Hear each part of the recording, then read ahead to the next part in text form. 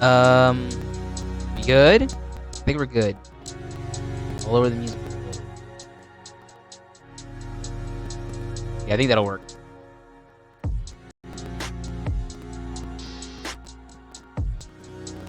Are we good? Lagging? Okay, just a little bit. Just a little. Okay. Go to VC base.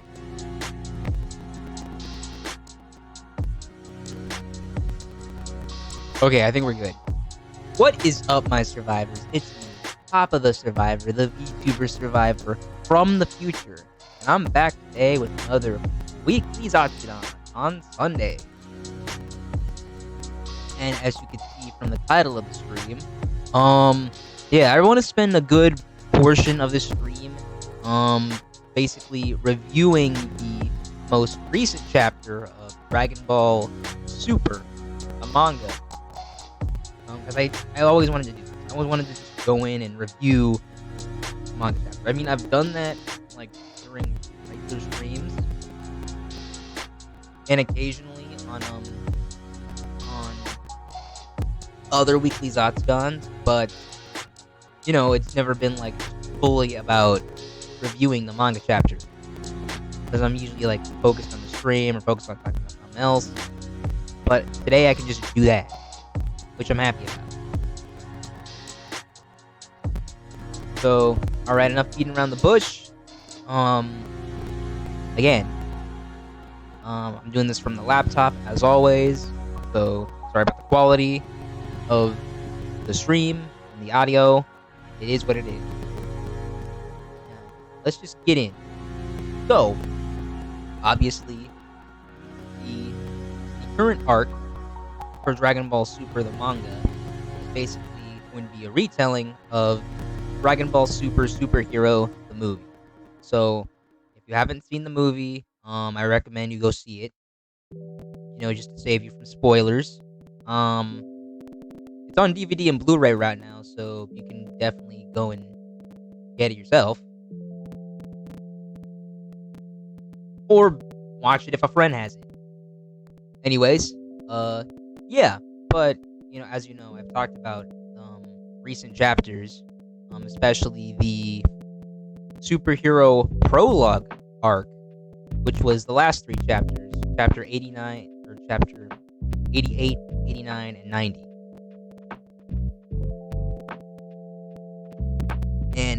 And if you guys don't know, it was pretty much focused on Goten and Trunks.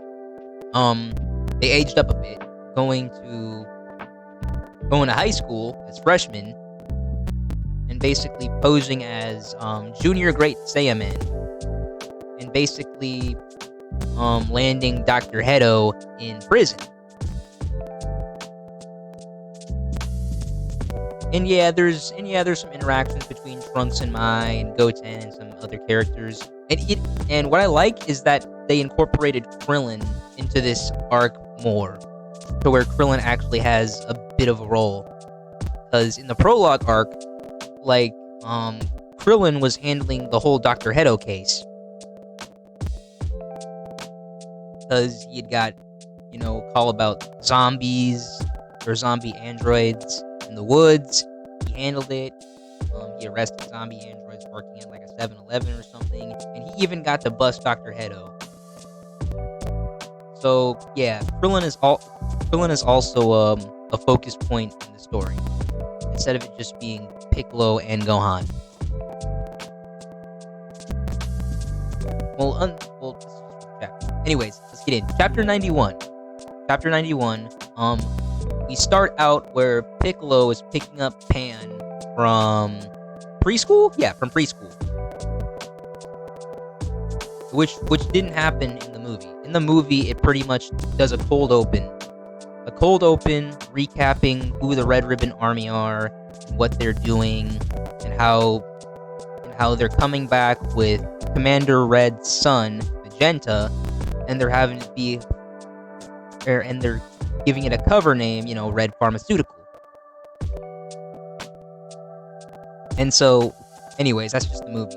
Anyways, in the manga, we start off with, you know, Piccolo picking up Pan from preschool, complaining how Gohan and Videl aren't doing it.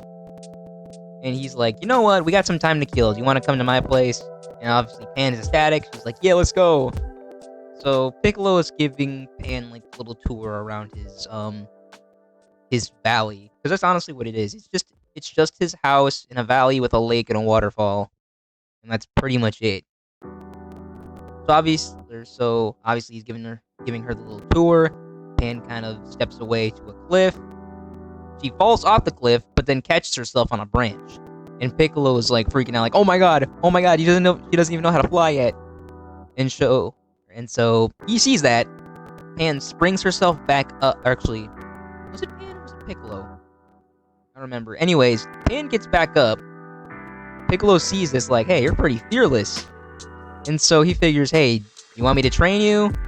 Pan obviously takes him up on this offer. And so Piccolo gets to train Pan. And then it cuts to the police department that Krillin works at. And either she's a sergeant, I think she's a lieutenant. Yes. Lieutenant Nuts goes over the whole sting operation on the Red Ribbon Army. Pretty much going into detail on how they're trying to make a comeback through Commander Red's son, Magenta. So basically, it's retelling the cold open, but in linear story format, which is an interesting take. It's a really interesting take. I like it. So they're coming back. They're calling it Red Pharmaceutical as a front, and then Krillin comes in and mentions and brings up the case in point about Dr. Hedo, Dr. Gero's grandson. You know how Dr. Gero had married a woman named Bommy, who we know as Android 21. However, Android 21 while she is in the Dragon Ball universe, she is not canon to the story. However, the character of Bommy is canon to the story. And obviously, they had Jivo, who would be Android 16. But Jivo obviously died. Presumably died during the events of Dragon Ball when Goku attacked the Red Ribbon base. And so they said that Hedo is the son of Gero's second son and his wife, who we don't know. They died in an accident.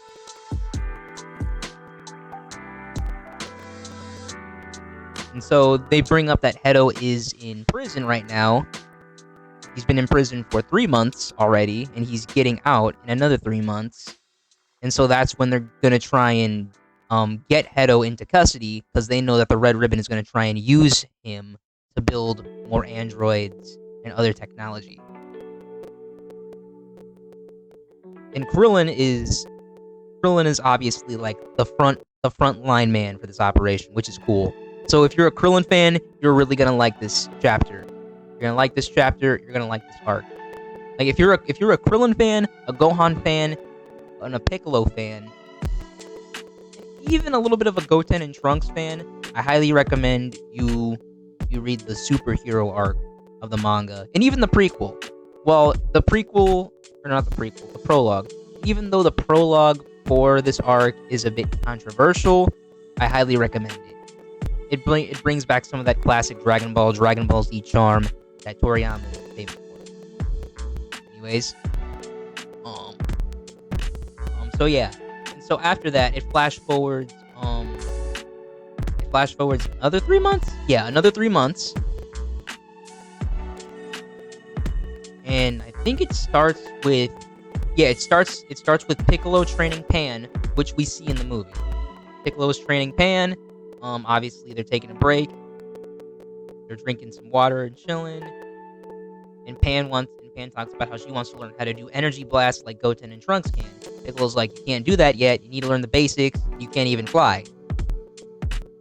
And so Pan, she tries to fly, but it doesn't work. Piccolo's like, don't worry. You're still 3 years old. You'll get the hang of it. You're doing much better than your dad was when he was 4 years old. So, yeah, obviously, Pan is ahead of the learning curve.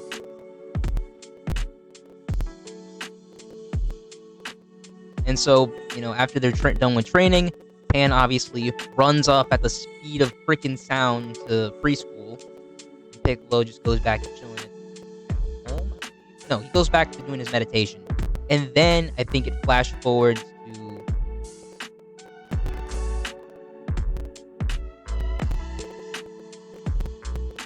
Yeah, actually, yeah, and then it flash forwards to it flash forwards to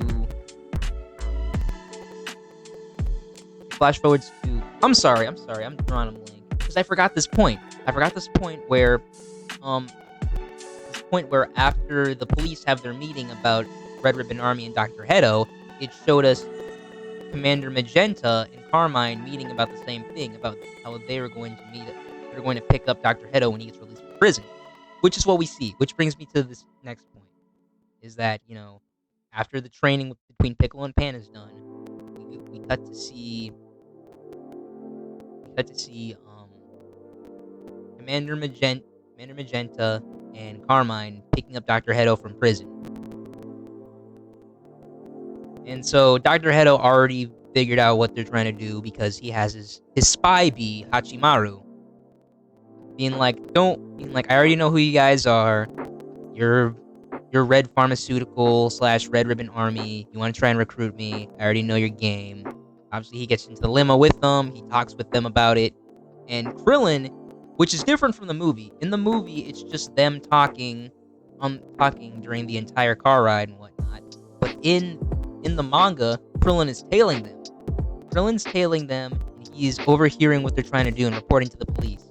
He's basically like eavesdropping on the conversation. And so they're talking about how Hedo is Magenta is trying to convince Hedo to join the Red Ribbon Army and help conquer the world, but through quote unquote good means. And Hedo isn't convinced, like right now. He's like, no, I'm more like superheroes and trying to protect the world and whatnot. And Magenta is like, we're doing the exact same thing. We have competition. We kind of have enemies called Capsule Corp, and they're in league with aliens. So if you team up with us, we'll fund all your research. We'll pay you a couple billion to make us some androids that'll take out these aliens. And at this part, Hedo was kind of liking that idea because he gets to do his research because no one would fund him. He gets to do his research. He gets to help protect the world, quote unquote. And the Red Ribbon Army gets to be rebuilt. And all the while, the spy bee Hachimaru is kind of trying to get Krillin off of them. And Krillin's like trying to fight the robot spy bee. And he uses his gun, and it works. And even though this chapter did come out, I've heard people question like, why is Krillin using a gun when he can just use his energy blast? And I thought the exact same thing. And then I realized if Krillin uses an energy blast, it might cause like a little shockwave, and he'll give away his position. So using his gun, which even though it isn't silenced, won't give away his position, at least a little bit. But then the robot bee gets back up. He freaking knocks Krillin off of the limo. They drive away. Krillin talks about how he lost him. And then it flashes forward to Piccolo doing his meditation. He gets a phone call from Videl because apparently he has a phone now, just to keep in touch with Gohan and Videl. And this the same thing that happens in the movie. He talks with Videl on the phone. Videl is like, hey, can you pick up Pan from preschool? Because I'm busy running a tournament from my karate or my martial arts class that I run. And he's like, why can't Gohan do it? And Videl's like, Gohan is doing some important research for a presentation he has coming up.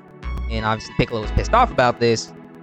So yeah, he agrees that he's gonna pick up Pan, but he goes over to Gohan's place to give him a piece of his mind. And it's the exact same thing that happens in the movie. Piccolo gets Gohan's attention. Gohan is ecstatic about some ants that can go Super Saiyan, apparently. I don't know. No. Piccolo goes in for, I think, a punch. Gohan blocks it. He's like, yeah, I'm not as rusty as you think. Piccolo goes in for a cheap gut shot. And he's like, yeah, you are rusty. And does his clothes beam on him to give him the weighted gear. Gohan's like, I don't know if I can do my research while I'm wearing this. Piccolo's like, get used to it. I'm gonna pick up your kid. Stop giving me the plushies, because they keep giving Piccolo plushies as favor, even though he doesn't like them. Apparently, I don't know. Well, if he didn't like them, he'd probably just throw them away. Probably does secretly like them. I don't know. Anyways, Piccolo goes back home. Yeah. At this point, Piccolo goes back home. He tries to meditate. But then he gets ambushed by, guess who? Gamma number 2, which is the same thing that happens in the movie. And he does the little flashy pose with the explosion as a reference to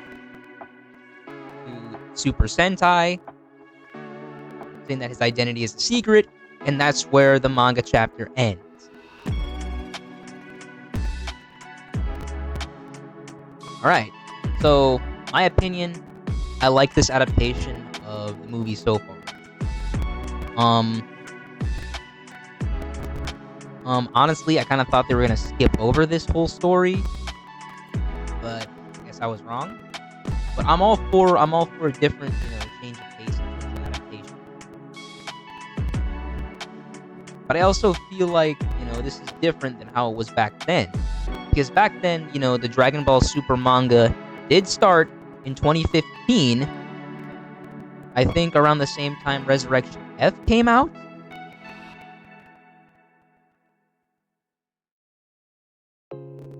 And I think the anime came out after Resurrection F as well, during the summer of 2015, which I remember very well because I was there watching it every single week, even though it was in Japanese. And so I feel like they did want to do their own retelling of the Battle of Gods arc, which they did, but they kind of fast forward through the ending and they skipped Resurrection F because I think they wanted to be ahead of the anime. Because if they were doing their own retellings of Resurrection F, then they probably would have gotten passed up by the anime anyways. So they were like, okay, we have to just get to the next arc immediately. So they got to the next arc, which is obviously, Universe 6, the Turn Destroyers. And that's where the anime passed them up. And we ended up getting 2 different versions of the Universe 6 arc, 2 different versions of the Goku Black arc, 2 different versions of the Tournament of Power arc. And so obviously they skipped over the Broly movie. They weren't going to do a retelling of the Broly movie, which we already accepted. We're like, okay, you don't need to see the Broly movie. That's fine. Or you don't need to retell the Broly movie because we can just see it. Because honestly, it's easier to watch the Broly movie now than if they were to just, adapt it to the manga. Because the Broly movie is readily available on Hulu. If you have Hulu or you know someone that has Hulu, get the password from them, watch it. Yeah, watch the Broly movie. But I'm pretty sure we've all seen the Broly movie at this point. But yeah, then we got the Moro arc and the Granola arc. And now we're on the superhero arc. And I have the superhero saga. I need to start calling these things sagas because that's what they are. Because honestly, the Moro story is like a whole saga and not really an arc. Like the Moro saga, it's honestly the Namek arc to where the return to Namek arc, and then to where Goku and Vegeta go to Namek to fight Moro, and then obviously the prison riot arc. Not the prison riot, but the prisoner invasion arc, which is like where Moro busts out his prisoner buddies, and they need everyone to get involved. And then the arc after that would be the everyone versus Moro arc. Yeah, the everyone versus Moro arc, where everyone fights Moro since they rounded up all the prisoners. So yeah, that's like a whole saga right there. That's like a whole Dragon Ball Z saga.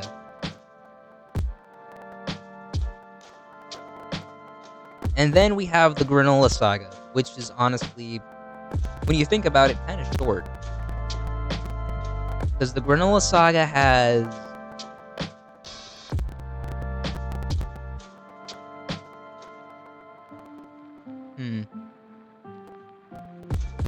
Well, let's see. It's obviously Granola's power arc, where Granola becomes... Actually, yeah, that's what it is. Granola the strongest arc would have to be part 1. Granola the strongest arc, where they introduce Granola. He wishes to become the strongest in the universe. And then Goku and Vegeta fight him. And then the second arc to that would be the Gas arc, to where Gas is the strongest in the universe, and they have to fight him. And they start losing. And then we have the third part 3 to that, or the third act, which is no, that's not even it, or which is the Revelations arc, to where it's revealed, like Granola was saved by Bardock. Bardock used the Dragon Balls to wish that Goku would have plot armor. Yeah, he used the Dragon Balls to wish for Goku's plot armor, basically. And then they go round 2 with Gas. They defeat Gas. Black Frieza shows up, and that's it. And now we're on the superhero saga, which has the first arc, which is the prologue, which is focused on Goten and Trunks busting Dr. Hedo. Now we're on the second arc, which is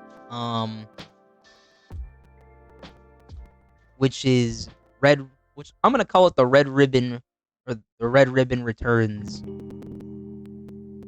arc, or more like yeah, let's call it the Red Ribbon Returns arc so far. Yeah.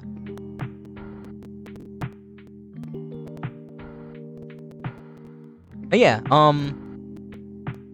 yeah. But you know what? I got sidetracked. I'm so sorry. I got sidetracked, everybody. It just happens. But now, as I was saying, my thoughts, which I was gonna state before I got sidetracked, was again, I like this adaptation. It's a much better retelling of the story so far, which is different from how the Battle of Gods movie was retold in the anime. I still feel like I still prefer the movie over the anime version of the story. Kind of like how I feel about Resurrection F. Because honestly, I fell asleep during the Resurrection F saga of the anime. Like I already knew what the story, or what was gonna happen in the story. I felt like I didn't need to see all of those episodes again if they're just gonna retell the whole movie. While I do like a few things that it had, like the incorporation of Gotenks.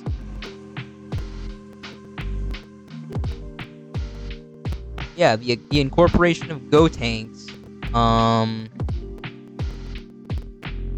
I think that's it. It's just, I like how they had Gotenks in the anime, but in the movie, Gotenks wasn't present. I didn't like how they killed off Piccolo again, just for Gohan to get a power boost, just to call Goku and Vegeta. That was stupid. I feel like the anime portion disrespected Gohan and Piccolo. I didn't like how they brought Ginyu back. I don't think there was a need to bring Ginyu back at all, if he was just gonna get killed off immediately.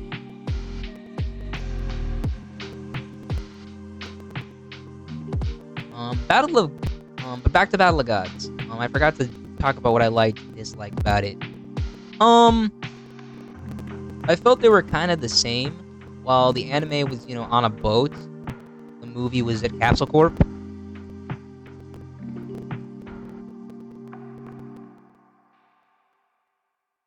But I do like how in the anime Goku turned back into a Super Saiyan God during, or turned back into a Super Saiyan God and kept fighting Beerus in space, and he was able to heal himself, which is what we didn't see in the movie. Whereas in the movie, Goku was Super Saiyan God for like a good 5 to 10 minutes, and then he went base, and then he went Super Saiyan 2? Yeah, Super Saiyan or Super Saiyan 2, and then he turned God for a split second after getting hit with the Beerus ball. Whereas, in the anime, I liked the fight better, but in the movie, I liked just the overall exposition better. And then, of course, I prefer the Resurrection F movie over the anime adaptation. And so, we're at the... if they plan on doing an anime adaptation of the Broly movie, I'm still probably gonna prefer the movie version. Just because I feel like they might drag out the anime adaptation if they do a retelling of it. If they don't do a retelling of it and they start off with the Moro arc, obviously that's gonna be fine. I won't have a problem with that. But yeah, so far, this is a good adaptation. I hope I'm not restating things. What I liked about this chapter, I liked the exposition. Obviously, there wasn't fight scenes, but that's fine. It's sort of like, building everything up.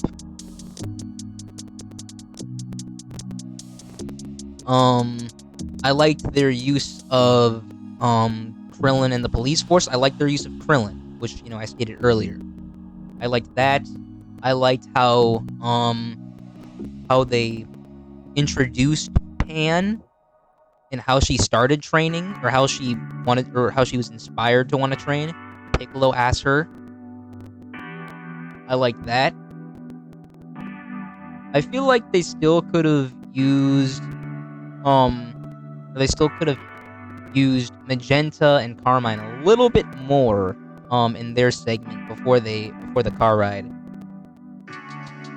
I feel like they could have expounded on them, which is what they did in the movie.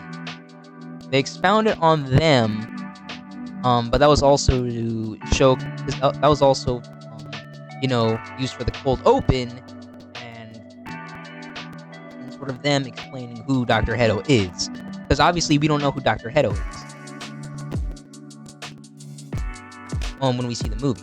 But since we know who Dr. Hedo is now, I feel like, using the police as a backstory is better than, using the Red Ribbon Army. But I still feel like they could have fleshed him out a bit more. I don't know, that's just my opinion.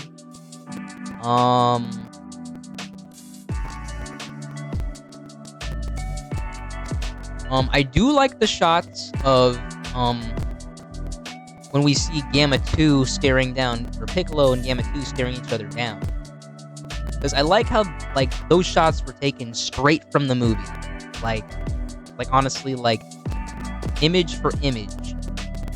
So, if you didn't like the movie because of the CGI, you're gonna like the manga version better. You are gonna like the manga version. So if you didn't see the movie because of the CGI, please read this manga monthly. What I didn't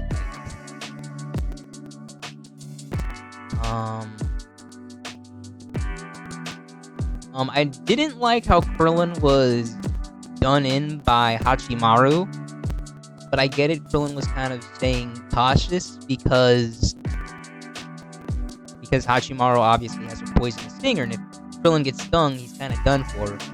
Even if he is the strongest human, poison and venom still work the same way. They'll still kill a dude. So I understand that, but I still could have I still felt like Krillin could have been done a little bit better in those terms, because Hachimaru is kind of like phone size. He's phone size. Like, he's not a tiny bee or wasp. He's pretty big. He's like the size of like the Asian murder hornets that they keep talking about. That's how big Hachimaru was. So I get Krillin wanting to, like, be cautious because he doesn't want to, alert the people he's spying on. But Krillin could also have utilized, like, his speed. Because Krillin can fly. He can go faster than the speed of sound. So he could have utilized his speed and martial arts know-how some way. But, I don't know. I guess that's kind of just Toriyama's writing. In order to, like, make sure that everything fits with the movie. Which I get, but they didn't need to disrespect Krillin like that. That was probably the only thing I disliked about the chapter. Everything else was fine. It was a good chapter, a good way to start off, this new retelling of the movie. Because they're gonna do an anime version. They're not gonna skip it over in the anime. They're gonna, if the manga's doing it, the anime has to. Which I'm still kind of peeved about is how we don't have the Dragon Ball anime coming out yet, other than the superhero anime, which I really haven't been paying attention to. I kind of just lost attention to it, honestly. I only saw Super Dragon Ball Heroes universe mission. I didn't see the Big Bang mission anime, or this new mission anime that's coming out. I really don't care for them.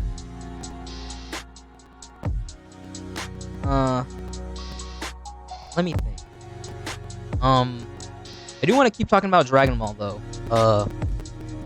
Kubota, who was the lead animator for the superhero movie, primarily the retelling of the Red Ribbon Army portions of the movie, had talked about how he was open to doing a whole reanimation of, I think, original Dragon Ball. Yeah. Or like a whole reanimation of, I think, Dragon Ball and Dragon Ball Z.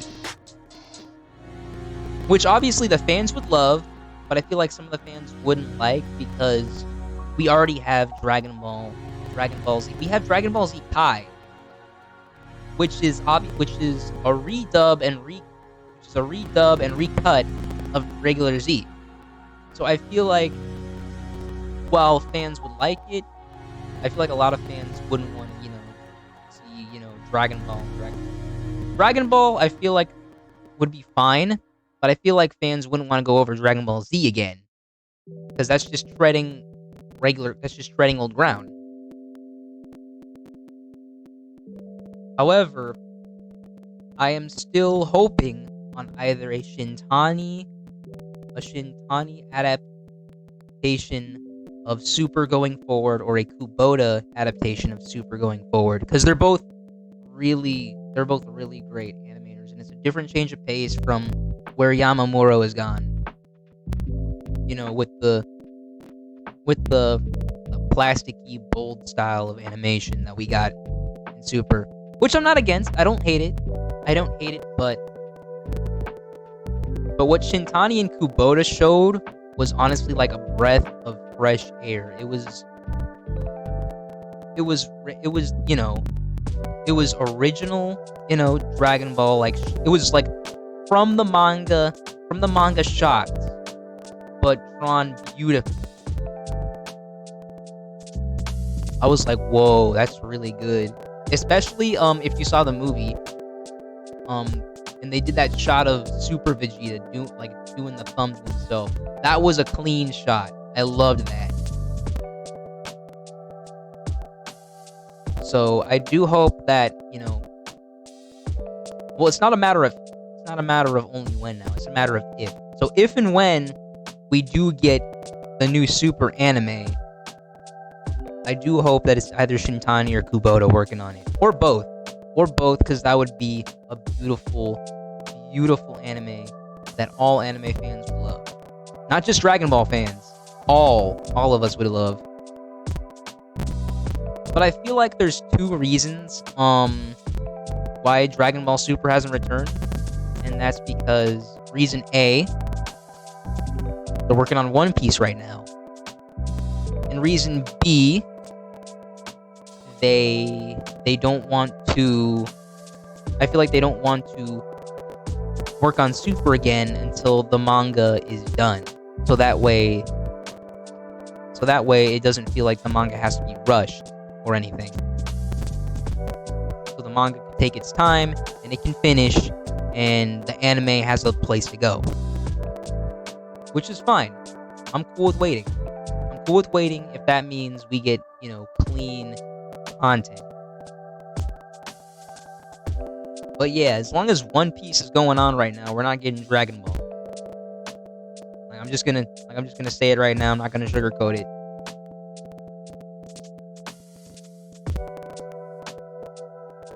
And don't get me wrong, I don't hate One Piece. I love One Piece. I'm rewatching East Blue. I'm gonna rewatch Alabasta, and then I need to see Skypiea. So don't get it twisted. I love One Piece. Zoro's my favorite character. But it's just one of those things, is that Toei is not gonna work on it's not gonna work on two big anime franchises at the same time. It's going to work on one big anime franchise, either Dragon Ball or One Piece, and then a couple to a few smaller anime franchises on the side, like Precure or something. I really don't know what Toei works on, but you get the point. Not to mention, they're also working on Super Sentai and Kamen Rider.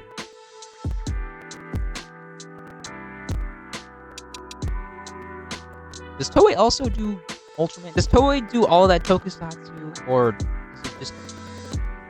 I think it's just Super Sentai and Kamen Rider, because I haven't seen any Ultraman in a Super Sentai or Kamen Rider show. So, yeah, Toei's got their hands full, because Toei just started King Oger, and they've been working on Kamen Rider Geats, and they just finished Dawn Brothers. So yeah. Oh, and speaking of Super Sentai, last week on Wednesday I started Battle Fever J, and honestly, it's off to a good start. I'm liking Battle Fever J. I'm liking it a lot. I'm liking it more than I liked Go Ranger, and definitely more than I liked Jacker. Like if I had to scale it, or no, if I had to give them a score, I'd have to give Go Ranger a 6 out of 10, which is comparable to a 3 out of 5. I'd have to give Jacker a 5 out of 10, which is comparable to a 2.5 out of 5. But so far,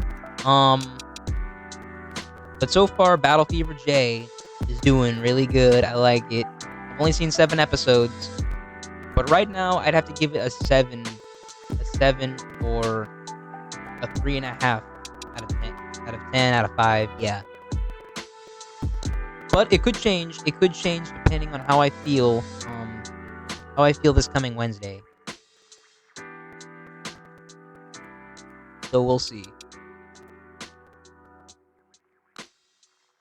I think I talked about how I did talk about how I finished Dawn Brothers and how I liked it and the score I gave it. So yeah, you already know. Oh yeah. Dang, I can't believe I spent a majority of this stream talking about the Dragon Ball Super manga and a little bit of, and basically just some Toei. Man, I can't believe I actually did that.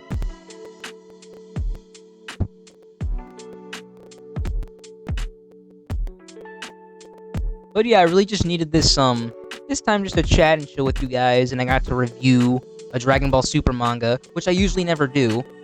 And I know Toei isn't going to come after me because I don't have any manga panels or any Dragon Ball shots in this stream at all. So when I upload this on YouTube, they're not going to come after me. But if they do come after me, I will say this is fair use because I'm just talking about stuff. They can't freaking get on me for talking about stuff. But yeah, if you're watching this this VOD on YouTube, please be sure to like and subscribe.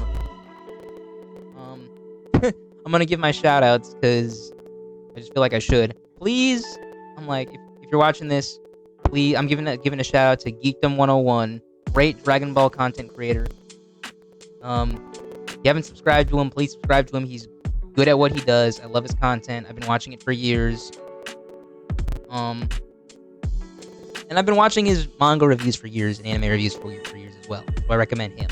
And I also recommend Quaman, even though he's had some takes that that I both agree with and disagree with recently. He also makes great Dragon Ball content, and I've been watching him for years. He kind of took a little bit of a break over the past years, but he's come back now. But yeah, I definitely recommend him. I recommend Laughingstock Media. Some of you guys may know him, some of you guys may not know him. He recently came back to YouTube, so please go and subscribe to him. I also watch his content, makes great Dragon Ball content. But yeah, those are basically my shout outs. Please read the Dragon Ball Super manga if you love Dragon Ball.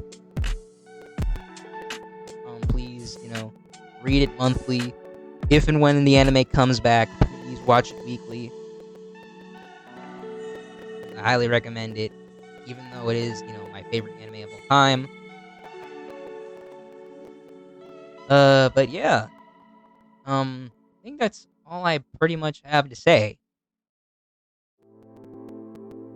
Oh yeah, I need to go over the schedule for this week. So I'm gonna go over to the schedule portion. And as I stated, I think on Friday after the Xenoverse stream, how the schedule wasn't gonna be that different from what it was a couple weeks ago, I think, is that yeah, Monday is Minecraft Monday, obviously. I do have a bit of an update regarding Minecraft Monday. I had to reinstall Minecraft because I didn't have enough space on where it was installed. It was installed on my PC and not my external hard drive, so I didn't have enough space to update the game. So I had to reinstall the whole thing. So the Minecraft world that I was previously playing on is gone, which sucks. But the upside is that I get to start in a whole new location, and hopefully it shouldn't be too much of a challenge to get the progress we initially had. But we'll have to have a whole new start, whole new house, a whole new mine shaft. But it should be fun. It should be fun. It was a good amount of progress, but it wasn't a lot of progress, so it won't be that big a deal. And Survivor Pooch. Survivor Pooch honestly is a lot more chill now, so she won't be freaking out whenever Survivor Mom or Survivor Brother is gone. She'll just chill right next to me. So we get to do Minecraft Monday this Monday. You have Pokemon Scarlet on Tuesday. More Pokemon Scarlet. Because we still need to go to Mezagoza and meet with everyone. We got a lot of progress to do with Pokemon Scarlet. And then Wednesday we have more Middle Earth Shadow of War. Thursday we have Dragon Ball Z Budokai Tenkaichi 3. And then Friday at noon. It will be at noon because honestly, I'm going on a little personal vacation this weekend just because I have some personal stuff going on. I don't want to get into it. I do have some personal stuff going on, and I feel like I need time away from it all, from my house. So yeah, I'm gonna be going on a little personal vacation this weekend. So yeah, the Xenoverse 2 stream will be at noon. We'll be doing the time miniatures. We'll be doing those little errands because I need to have my power awoken by Guru, or have the level cap raised by Guru. And I can only do that by doing those Protect Namek missions, which I completely forgot about. So yeah, I gotta do those Protect Namek missions so that I can raise the level cap, finish the PQs, and continue with the story. But I also need to do the time miniatures so that I can get those distorted eggs so we can keep doing the story anyways. So yeah, I need to do this stuff anyways. And then obviously we don't stream on Saturdays, and then Sunday is another weekly Zatsudan. I should be home for that. But yeah, I'll need to upload the weekly Zatsudan that day first instead of the weekly highlight. Oh, and if you're seeing this on YouTube and you haven't seen the weekly highlights, go watch the weekly highlights. It's shorter. Got less clips, so it shouldn't take too long. But yeah, please see the weekly highlights if you're not watching my stuff. If you're not watching my streams, you don't have time to see it, you can just get a little taste of what I've been doing. But yeah, that's the schedule. And then I'm gonna upload this to Twitter immediately after the stream. So yeah. Yeah, but I think that's pretty much it for me, guys. Thank you for coming to the stream. If you haven't been to the stream, please watch the VOD on YouTube or Twitch. You don't follow me on Twitch, please follow me on Twitch. That's where I stream. That's where I stream Sunday through Friday at 5 p.m. EST. I know you guys on the East Coast can see it because it's at 8 o'clock your time. And occasionally on noon on Fridays. Or, yeah, at noon on Fridays, or whenever there's a special occasion or I'm busy. Please follow me on Twitch. Please subscribe to me on YouTube. Please like videos. With the algorithm, please follow me on Twitter. I should have my Twitter information in my YouTube and Twitch bios. But yeah, thank you for coming to the stream. Thank you for your support. Thank you for 8 subscribers on YouTube right now. And still, thank you to the 7 followers on Twitch right now. I think we're at 81 followers on Twitter. Let me see. I have Twitter open right now. Profile. 87 followers on Twitter right now. However, some of those might be bots, so I might have to check that.